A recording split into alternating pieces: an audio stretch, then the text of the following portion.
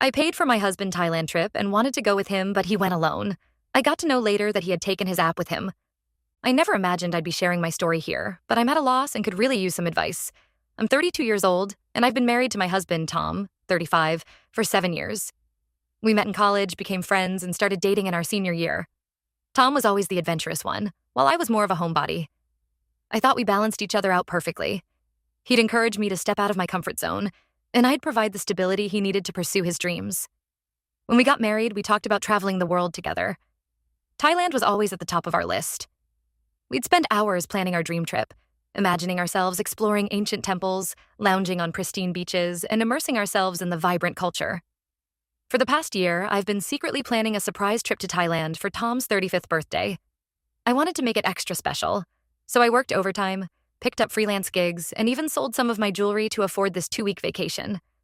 I researched the best places to visit, booked beautiful hotels, and even arranged for a private cooking class in Bangkok. I was so excited to finally make our shared dream a reality. Last month, on Tom's birthday, I finally revealed the surprise. I handed him an envelope containing the itinerary, plane tickets, and hotel reservations. I'll never forget the look on his face when he opened it. At first, his eyes lit up with excitement as he looked through the papers. But then, his expression changed in a way I'd never seen before. He looked at me and said, "This is amazing, but I think I want to go alone." I felt like I'd been punched in the gut. I asked him what he meant, and he explained that he'd been feeling stressed lately and thought a solo trip would help him find himself. He said he needed time to reflect and that having me there might distract him from that. I was hurt beyond words. I'd put so much effort into planning this trip for us, and now he wanted to go alone? We argued about it for hours. I told him how I'd been looking forward to experiencing Thailand together, how I'd saved for months to make this happen. I reminded him of all our late-night conversations about the places we'd visit and the things we'd do together. He said he appreciated the gesture, but really felt he needed this time alone. In the end, I gave in. I told him I understood, even though I didn't, and that he should go alone if that's what he really wanted. I even managed to smile and act supportive, even though inside I was completely crushed. So, Tom left for Thailand last week. He's due to return in a few days. I've been home alone, feeling a whirlwind of emotions. Part of me is angry that he'd be so selfish. Another part is worried about our relationship, and yet another part feels guilty for not being more understanding of his needs. I've tried to keep busy while he's gone. I've been catching up with friends, working on some home improvement projects, and trying to distract myself. But every time I see a commercial for a tropical vacation or hear someone mention Thailand, I feel a sharp pain in my chest. Tom and I have texted a few times while he's been away, but the conversations have been brief and superficial. He sends the occasional photo of a temple or a beach, but there's no warmth in his messages. It's like he's sending postcards to an acquaintance, not his wife. I can't help but wonder if there's more to this solo trip than he's letting on. Am I overreacting? Should I be worried? I keep telling myself that when he gets back, we'll talk it out and everything will be fine. But there's a nagging feeling in the pit of my stomach that something's not right. As I sit here in our empty house, I can't help but replay every conversation we've had over the past few months, looking for signs that something was wrong. Was he distant before? Did I miss some crucial clue? Or am I just being paranoid? I've tried talking to my friends about this, but they all say I'm overreacting. They tell me it's healthy for couples to spend time apart and that I should be glad Tom is taking time for self-reflection. Maybe they're right, but it doesn't make the hurt go away. I find myself staring at our wedding photos, particularly the ones with the Thai-themed decorations. They feel like a cruel joke now. I remember how excited we were, planning our life together, dreaming of the places we'd go. Now I'm left wondering if those dreams meant as much to Tom as they did to me. I've been trying to keep myself occupied, but it's hard. I've started a journal to process my feelings, but every entry seems to end with questions I can't answer. Is our marriage in trouble? Has Tom fallen out of love with me? Did I do something wrong? I've even found myself going through old text messages and emails, looking for any sign that Tom was unhappy or drifting away. But everything seems normal.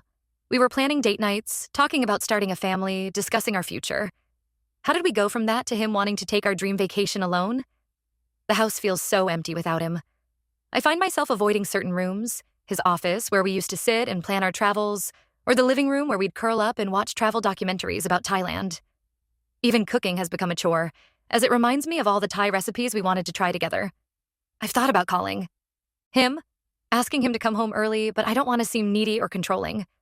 I keep telling myself that this is just a phase, that he'll come back refreshed and everything will go back to normal. But what if it doesn't? I know relationships have ups and downs, and maybe this is just a bump in the road. But it feels like more than that. It feels like a turning point, and I'm terrified of where we might be heading. Part of me wonders if I should have insisted on going with him. Maybe if I had put my foot down, told him how much this meant to me, things would be different. But another part of me feels like if I had to convince him to want me there, what would be the point? I'm trying to stay positive, to believe that this is just a temporary setback in our relationship. But with each passing day, it gets harder. I find myself jumping every time my phone buzzes, hoping it's Tom with a message saying he misses me and can't wait to come home. But those messages never come. So, Reddit, what do you think? Am I overreacting to my husband wanting a solo trip? Should I be worried about our relationship? How do I approach this when he gets back? Any advice would be appreciated because right now, I feel lost and alone. Update 1. It's been 2 weeks since my last post, and I wish I had better news to share. Tom returned from his trip to Thailand 5 days ago, and things have only gotten worse. I feel like I'm living in a nightmare that I can't wake up from. When I picked him up from the airport, I was a bundle of nerves and excitement. I'd spent hours getting ready, wanting to look my best for him. I even made a welcome home sign, thinking it might break the ice and show him I wasn't upset about the solo trip anymore. I rehearsed what I would say, imagining us hugging tightly and all the tension melting away. But from the moment he walked through the arrival gates, I knew something was terribly wrong. He barely looked at me as he wheeled his luggage towards the car.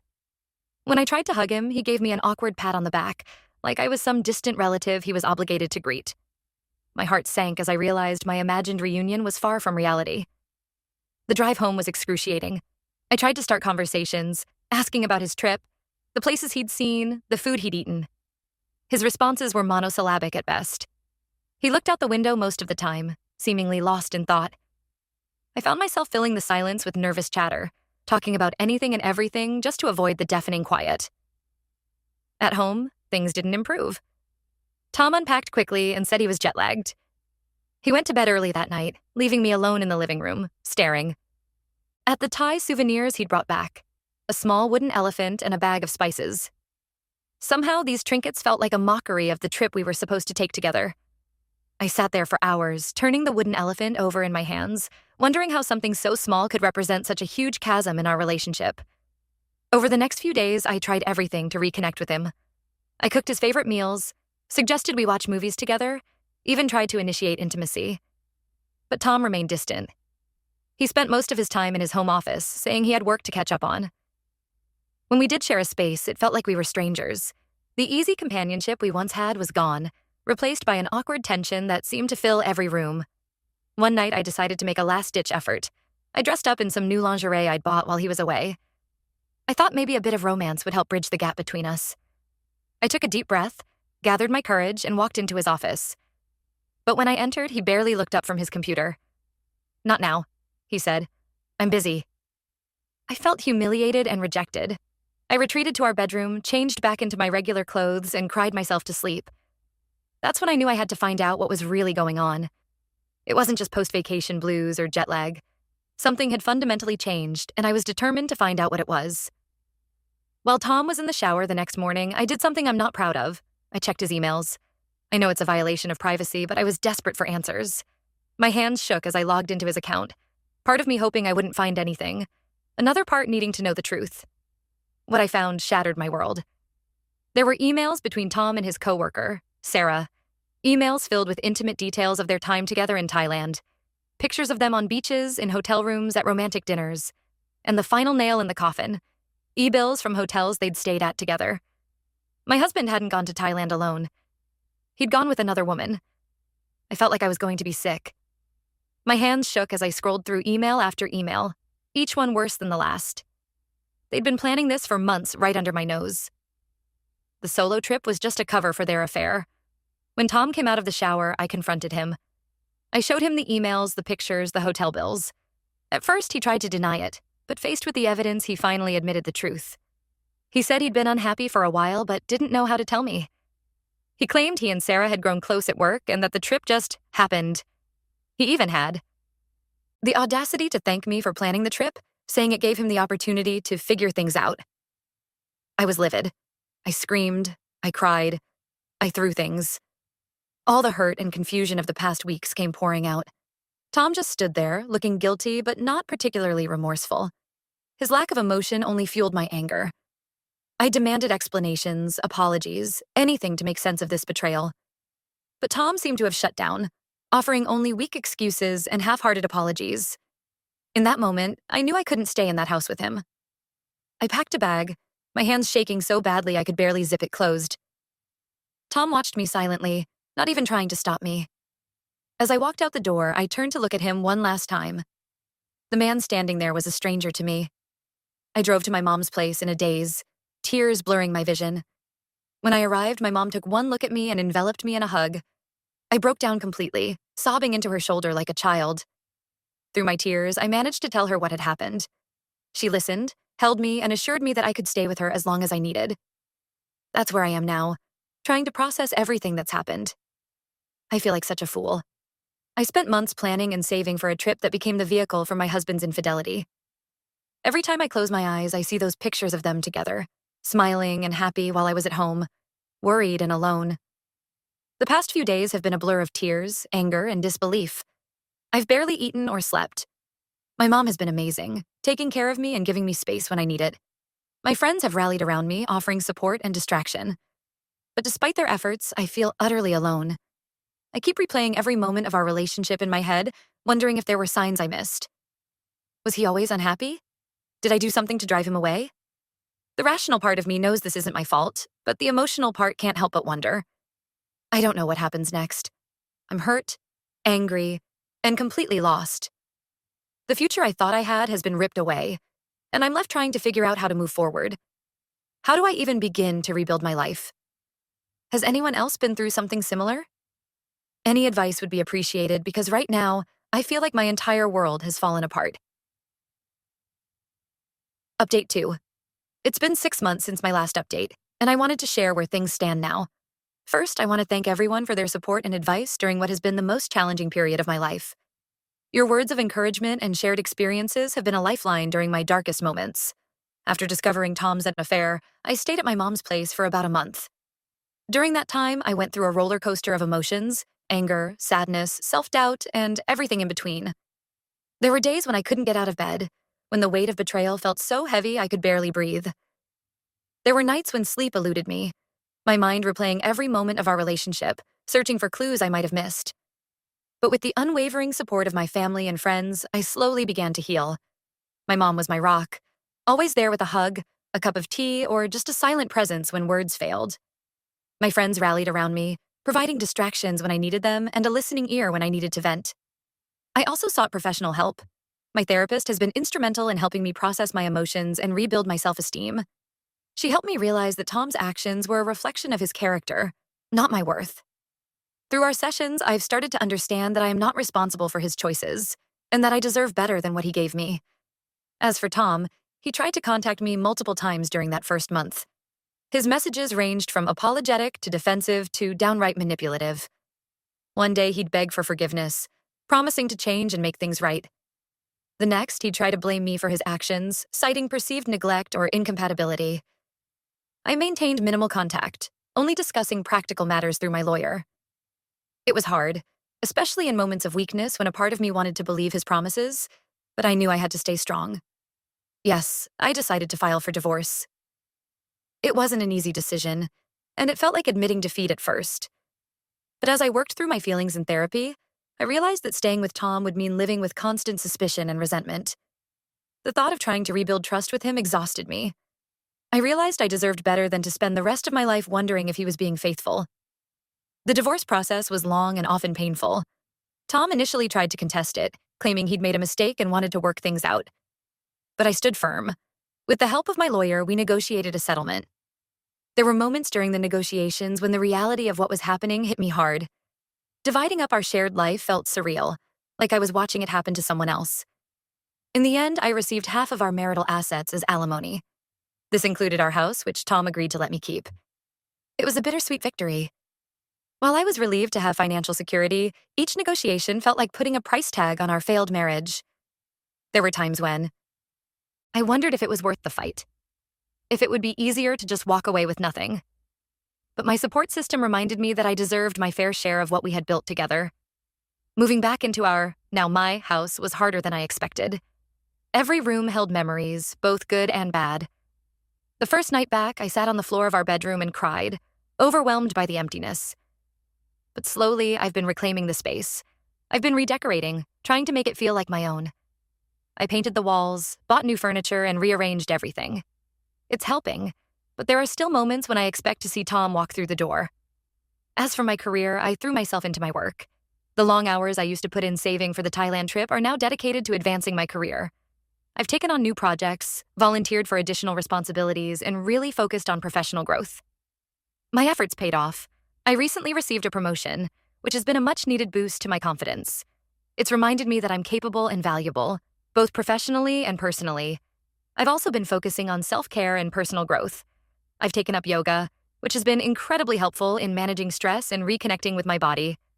I've started learning Spanish, something I've always wanted to do but never found the time for. And I've even booked a solo trip to Japan for later this year.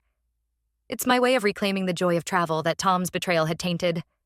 The thought of exploring a new country on my own is both terrifying and exhilarating, but I'm determined to create new, positive memories. Dating is still not on my radar. I know I need more time to heal before I can trust someone again. The thought of opening myself up to potential hurt is still too daunting, but I'm no longer afraid of being alone. I'm learning to enjoy my own company and rediscovering who I am outside of my marriage. I've reconnected with old hobbies, joined a book club, and even started volunteering at a local animal shelter. These activities have helped me build a new social circle and reminded me that there's more to life than romantic relationships. There are still difficult days. Sometimes a song on the radio or a glimpse of a happy couple on the street can send me into a spiral of sadness. I still have moments where I miss the future I thought I would have with Tom. But these moments are becoming less frequent and less intense. I'm learning to sit with these feelings, acknowledge them, and then let them pass. I won't lie and say I'm completely over what happened. The pain of betrayal runs deep, and I suspect it will take years to fully heal. There are still nights when I lie awake, wondering what I could have done differently, or days when anger at Tom's betrayal consumes me. But I can say that I'm stronger now. I've learned that I can survive heartbreak, that I'm resilient, and that I deserve love and respect. One of the most unexpected outcomes of this ordeal has been the strengthening of my other relationships. My bond with my mom has deepened immensely. We've always been close, but going through this together has brought us even closer. My friendships have also grown stronger.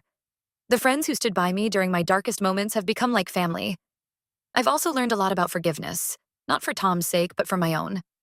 I'm not there yet, but I'm working towards letting go of the anger and resentment. Not because what he did was okay, but because carrying that weight is exhausting. My therapist has been helping me work through this, and while it's a slow process, I can feel the burden lightening bit by bit. To anyone going through something similar, I want you to know that there is light at the end of the tunnel.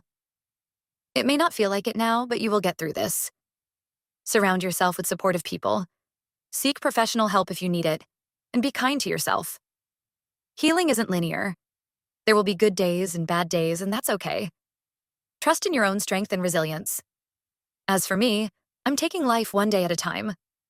I'm rediscovering old passions and exploring new ones. I'm rebuilding my life on my terms.